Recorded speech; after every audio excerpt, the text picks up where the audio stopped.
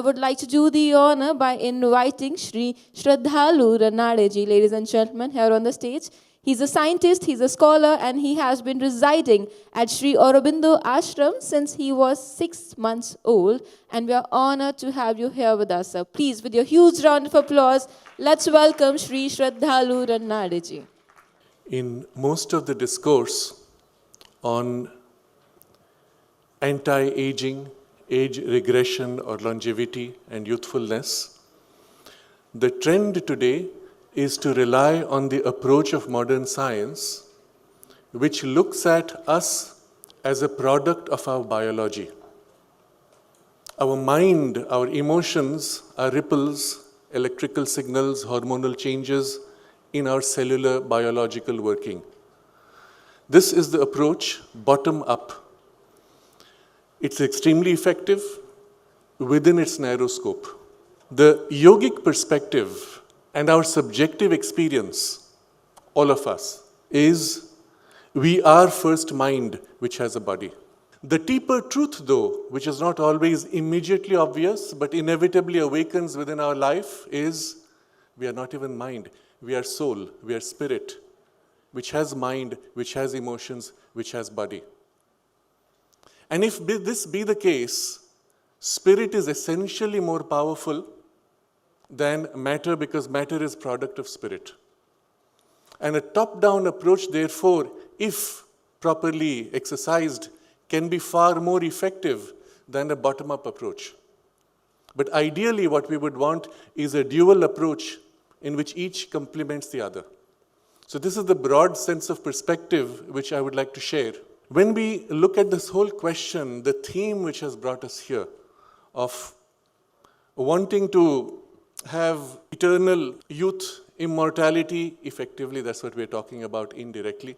You observe that going back into the most ancient times, this has been a driving passion in humanity across all civilizations. In the Indian tradition, the most ancient Vedic tradition, you find the rishis address you, us, as children of immortality.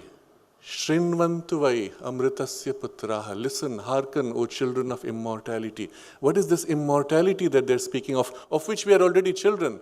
That's our origin. And they speak of the Satchidananda as the consciousness which is the immortality, which is the origin of this whole world.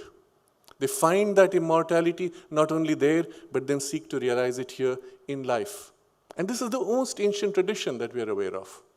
We find other traditions within India, elsewhere, which approach immortality in different ways. In the Egyptian tradition, you will find the attempt to mummify, to preserve the consciousness, but in the process rendering the body rigid, pointless, frozen statue. Or you find in the Hatha Yoga or the Taoist tradition, the utilization of the lever of life energy, prana, chi, by which you modify processes of life working, by which you can regenerate the body. Because we realize inherently all processes are life-driven.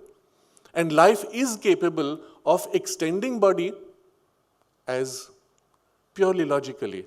You see, a reasonably old woman gives birth to a baby. The baby is completely young, but is made of her body's tissue. This baby, when it becomes old, gives birth to another baby, which is made of the same body tissue. So if inherently the body has the capacity to produce an entirely new body by life processes, why can it not reproduce its own body? Such would be the logic. And if this is possible, are there inherent means of manipulating life force flows to be able to make this change? And you find in the Hatha Yogi tradition, people who live for several hundred years by such manipulation of life force, but it's demanding. It requires you many hours of certain kinds of specialized practices. We find equally in the Tantric tradition, utilization of occult means, including alchemical means, to be able to rejuvenate the body. And there's a whole science to that, some of it profoundly symbolic. And in modern science, we find purely material approach, as we mentioned before, relying on supplements, blood transfusions, genetic modifications, epigenetic triggers, lifestyle changes, which is largely much of what we have been discussing here and will continue to discuss. But what you see here is a spectrum from the highest spiritual to the most material and every gradation of consciousness in between. If you look at the totality of these traditions, on every level, an attempt to leverage the potentiality of that level to be able to regenerate life, maintain youth. So if we were to take a comprehensive approach, why start with a single end? Why not tap into all of these? But to be able to do that, we need a comprehensive science in which the interactions between these levels can be described rationally, experientially, in a way that you can apply it into a technology. Such a thing actually exists in what may broadly be called the body of knowledge that is yoga. Yoga is a science which spans all the levels of consciousness, from the highest to the most material, sees them all as a continuum. And by yoga, I mean, as you all know, not just physical postures, what passes in the West as yoga, which is asanas and pranayam, but by that entire body of knowledge. But it is not merely a science, it is also a technology and applied knowledge, validated on the basis of experience, refined and developed and perfected across centuries. This actually is comprehensive enough to offer us a means, a framework within which the present physical science approach can expand its scope and make a more comprehensive, complete material exploration of these realities and apply this knowledge. Now, this is the background within which I want to give a few examples. And I believe the example which I would like to share would be quite significant because it addresses the question of all that we are discussing today. And what we recognize, and I will try to parallel this, is physical science, material science, and its explorations today, including in genetics and epigenetics, completely parallels and complements the knowledge that comes from the yoga because they are both evidential processes. They are all both experience and experimentation based and validation based. They are not belief systems. And so there is no contradiction between these two. I want to give one example which comes from the yoga tradition, largely in the utilization of this knowledge, in a process that is referred to as Kaya Kalpa. Kaya Kalpa is, Kaya means physical, Kalpa is transition, transformation, change. And in the tradition itself, they speak of 18 different kinds of Kaya Kalpa processes, of which some are reasonably simple, superficial, but there is one particular which is called the Kutir Pravesha Kaya Kalpa, that is you enter into a dark room. And within that, you go through a process of regeneration and rejuvenation of the body. One of the best descriptions of this in published form today exists in a book which is called Tapasviji, which is written by somebody who lived for 182 years. And he went through the Kaya Kalpa process multiple times during his lifetime. And so we find there certain elements of the description of which I will share specific details as we go along. But in principle, in summary, the form it takes is this person enters a hut, is in complete darkness for a period of so many months on a special diet, and he is told you have to meditate or pray all the time, at the end of which he comes out, having entered at the age of nearly 80, he comes out with a completely new body, at least 20 years younger than what was before, with a new set of teeth and black hair. People cannot recognize him. They recognize him by his voice and the fact that, well, finally, not only the voice is same, it's still the same person. How does that happen? Is it even possible? If you just look at this description, you would say, it's just one of those miraculous dreams or stories which come from some, for children. But we'll look at the processes, and I want to map some of those processes with what we know of current science, and especially the most recent discoveries of aging and anti-aging and rejuvenation. And you will see the close correspondence, and then we will discuss the implications of this. So first of all, we are told that in this process, you are going to be in a room which will be completely dark, but the room has to be cut into the ground, raised walls, and covered with thatch of leaves and wood. We'll come to why these are important. And then in there, you are on a special diet. The diet itself requires a mix of milk from a cow and certain herbs.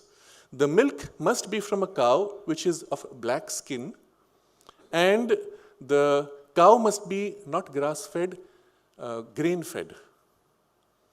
And then the diet itself that you follow starts with a certain quantum of the milk with the herbs mixed, and every day it is reduced. Synchronized with the lunar cycle, the quantum of food you take is reduced until it comes to zero. And then once you hit zero, again it starts growing again, until it rebuilds the body. Now, this is the broad framework as described, and I will now go into the physical scientific validation of each of these processes. First of all, you notice that the milk itself is special from a cow of a specific kind. Why is that important? And all of this will relate to the power that milk has, or the content of milk with tryptophan particularly. So one of the things we find when we observe cows grass-fed and grain-fed cows have much higher levels of protein. The cow which is of black skin has a much higher level of tryptophan. Why are these important? Tryptophan is precursor to melatonin, serotonin, biotin, B3 is it? And various others which are all related to DNA processes, rejuvenation processes, cellular transformation processes. And so first you see one immediate correlation. Yes, there seems to be some logic to it. The second part of this, first of all, so high protein, because at this point you are going to go on a severe diet, caloric restriction, but you want to maintain protein. And yet the protein is going to go down to zero, and we will see why. The next part of the process is this dieting, with which you start with a certain quantum of food and continue to reduce it. As you continue to reduce, the body is being forced into this autophagy. Autophagy kicks in at this point. You're all familiar with this, I don't need to elaborate. Had this discussion taken place 10 years ago, perhaps it would need explanations. But these things are so well known today. While this autophagy is going on, you're not allowing the body to degenerate too rapidly, so there's a high level of protein there. But that also is reducing until such a point when you go into extreme fasting, at some point the muscular proteins begin to break down. And at that point, your entire body becomes extremely weak. Why is this necessary? Remember, you cannot take an old body and replace tissue without breaking down past tissue. And yet it has to be done in a continuum without destroying, well, killing the body. So there's a process going on. At the point where the autophagy is maximized and the food is zero, the body is so weak, as it is described in the experience in the book, this person is unable to get up. He's lying down all through. He's unable to get up. His body is so weak, his teeth fall out. The gums have become loose. And at that point, the stem cells have been kicked in with a certain intensity. They start reproducing. Now, the key element is the stem cells, as you know, have their roots not only inside the bone, in the core of the bone, but also within the teeth. You're all familiar with this. Wherever stem cells are there, are being activated in great power. And a new set of teeth begin to grow as the old teeth fall out. But you cannot have the old teeth fall out unless the gums become weak enough, loose enough. So you see, there's a rationale in the whole approach for which the body has to be brought to that point of severe depletion. And then the new teeth begin to grow. Old hair falls off as the new hair begins to grow. And once this process is sufficiently activated, the food does not suddenly kick in because it would stop the process. You slowly grow the food again. And as it begins to grow, the body starts rebuilding rapidly with the new tissue. With the autophagy at maximized, new tissue is replacing rapidly until you complete the process. The exact duration, there are many ways it could be done. In the description in the book, we find about 3 months the first time. Another time he does it for a whole year. Each time he comes out completely young. But I want to point to the rationale of these processes with our current understanding of science. There comes another peculiar dimension to it. Why in a hut dug into the ground, mud walls and the leaf and wood covering, in total darkness? What's the point of this? Now you could say at that time, well, it was the convenient thing to do. You didn't have the modern buildings with cement. As it turns out, we find a description in the book of a last attempt he did, not for himself, but for certain politicians, including Madan Mohan Malviya, very famous at that point. They did not get the same dramatic result. They did it in a conventional building in darkness. Didn't have the same result. So what is the secret behind this? And this is coming from some of the estimations that I'm making based on current science and the research, but I'll put it more as a hypothesis which can be validated but which is rational. We find that, and this is a very recent discovery about, I would say nearly 2 years ago, that the far infrared rays exposed to the cells trigger inside the cells the production of melatonin and regeneration. Now this is a recent discovery. Relate this to what we have just been describing, and then you find something extraordinary. Mud, when heated by sun, gives off far infrared, especially if it has certain kinds of silicates and substances. In particular, there is a substance called tourmaline. If it is mixed into the mud, tourmaline is one of the best producers of far infrared. But wood and leaves, dried leaves, are reflectors of far infrared as well as generators of far infrared when heated in sunlight. So here is a hut built to create a room of intense far infrared saturation on the entire body day and night, even after the sun sets, because the mud remains warm.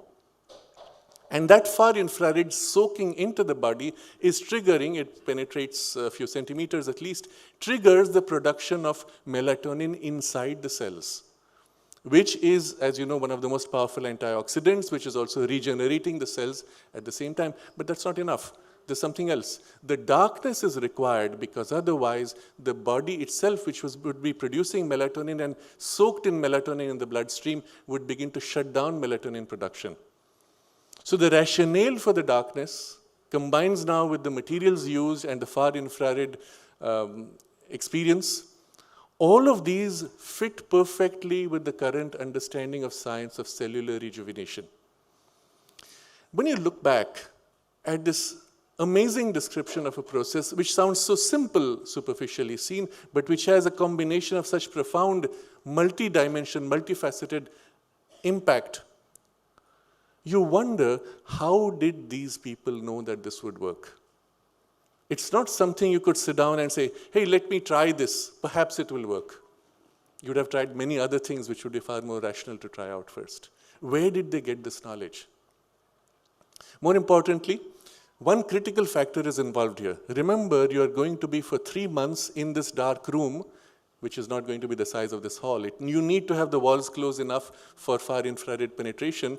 For 3 months, you're pretty much lying down doing nothing. And you're told you need to be praying and meditating all the time, not doing exercises, not chatting. Why? You would simply have said, oh, well, that's the only way to survive. Yes, perhaps that's an angle. But there's something else which is involved. Remember, there's also serotonin, which is a precursor for melatonin, which is being produced. And serotonin is a state, as we say, happy state.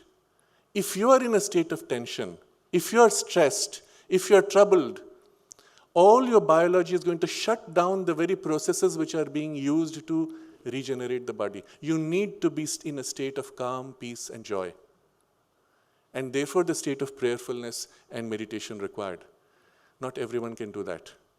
In order to pass through this process, you need to have some base of a deeper spiritual practice of some kind of meditation, at least, to be able to stay doing nothing but in a state of calm and happiness, isn't it? So here comes a very important psycho-spiritual dimension to what would be otherwise have been purely energetic and biological process, but which not only complements, but is even effectively, we see, a driver of the energetic and biological process. Because if just that is disrupted, the entire chain is broken down, the top-down chain. So I'm presenting to here the rationale behind what would otherwise have been not so obvious, fully confirmed with our current science, but adding a whole new dimension to it. And I come back to this question, how did they know that this would work? Because it works, and they've used it. And there are people even today who use it, they all keep very quiet. So I'm not sure if I'm doing them justice by speaking about it in a forum like this, but this needs to be reviewed, validated, explored with the current tools that we have of science. But still the question, how did they know? If they could know and discover the process of doing this, can we today acquire the same knowledge or the same means of knowledge that they had? And if we ask these questions, perhaps we open ourselves to a whole new dimension of exploration, not just of youthfulness and regeneration of the body, but also of general health and healing. And here I'm going to come back to that point which I began with. Why is it that across the centuries, across all traditions, there is this constant drive to find this immortality and youthfulness? Why cannot human beings simply say, oh, well, we age, we die, so what, just get used to it? This is a very important question because it goes to the crux of the point. Because somewhere deep within us, we know that aging and sickness are a falsehood.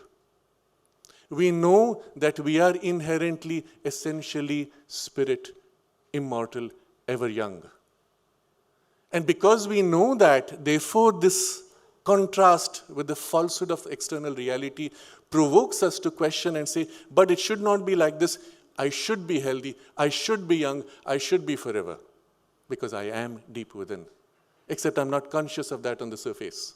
Yet that being my deepest truth becomes my prime driver for everything I do. Look at yourself. Look at all of history across all civilizations. Everybody, in some form or other, is looking for this permanence. The Buddha sought permanence outside life eventually in a consciousness of the absolute. But on the other hand, you find a tyrant or a politician finds permanence by creating something in his own name so that when his body dies, the name survives. All drivers finally come back to soul drivers distorted by the surface ego complex. If we can now consciously realign with our deepest soul aspiration and soul values and its drives, we can more directly and spontaneously bring its action into effect in our own lives. I'm going to put it more directly, more bluntly. The part of you that is always immortal and or ever young is your inmost soul, is the real you. And if you want your physical body and mind and emotions to also become young, youthful, fresh, plastic, you need to realign them to your soul, which is already that. Or putting another way, the more your alignment with the soul is off track, the more rapidly you age. The more your alignment is close to the soul values, aspiration, and influence, the less rapidly you age, or the more you seem to be youthful despite biological aging. And we have all met people like that. What would be the point if your biology is youthful, but your mind is an oxymoron? You live in the consciousness of a dinosaur with a body of a young man. It does not help. Your consciousness itself must have rediscovered its own youth by alignment to the source of your deepest youth, the part of you that's always young. So we see here an approach which complements, which completes, but which also is potentially even more powerful than the purely biological approach. And this you will see in the case of many people who biologically old, who are in deep practice of meditation. You look at their face and you say, this person is so young, so youthful, so fresh, so energetic, so plastic, so adaptive, which is what we would all want to be. That would be the true sense of being young. There's a further dimension to this. Considering that even if at some point we have to shed the physical body, if you have aligned yourself sufficiently with your soul's consciousness, you can shed the physical body and take on a new physical body with complete continuity of consciousness. Effectively, you would have an immortality. Your biology would be, as they say in the science fiction, sleeves. You take on the body, okay, that's the maximum I could take it to with the best supplements and the best methods. Switch the body now, but I continue. Also possible, also doable, and there are very good examples of this, as many of you would know. So with this, I bring to you a dimension which is largely ignored in the approach to well-being, anti-aging, and youthfulness. Into this, I will simply say to you, a key point, what can we do? We can't say, okay, I'm going to start meditating now. Maybe that helps, but it's going to take time to get to that point where you're aligned with the soul. What can you do now? And I want to give you something which you can begin to put into practice as we are today and change our lives from this inside-out basis. Recognizing, and as all of you know in the medical practice with a deeper dimension, all change begins inside out and top down. So align yourself with your deepest truth, with your highest aspiration. What does that mean in practice? Every morning when you wake up, as soon as you're fresh, sit for a few minutes. Become conscious of who you are. Who you are in your deepest, not your superficial mode, not the way people know you, but the way you know yourself. And then go still deeper. What is your deepest aspiration? What is your deepest sense of purpose? Why did you take birth? Who are you truly? Just the sense of it. You don't have to use words. And simply go deep, deep, deep into yourself. As deep as you can. It does not matter how deep. As deep as you can. And every day it will be perhaps deeper or different. Doesn't matter. Remaining centered in that, as close to your deepest center as possible. From there, turn your outlook towards life. Seen from that poise, all your values will change. Things on which you were reacting, you will find no more reactions. Things which were for you extremely critical and urgent may not be so. Other things which you were neglecting perhaps become now much more important. Your perspective changes. Hold that perspective. Hold that state. And from there, re-engage with life without losing that poise. Don't worry if you lose it. You will lose it in the beginning. But don't worry if you lose it. You've begun the day in a different center. And each day that you continue to do this, your base will shift deeper and you will be more aligned with yourself. And in a very rapid period of a few days or weeks or months, you will find you will be more youthful, more young, more happy, more content. People will begin to notice the difference on your face and even on your biology.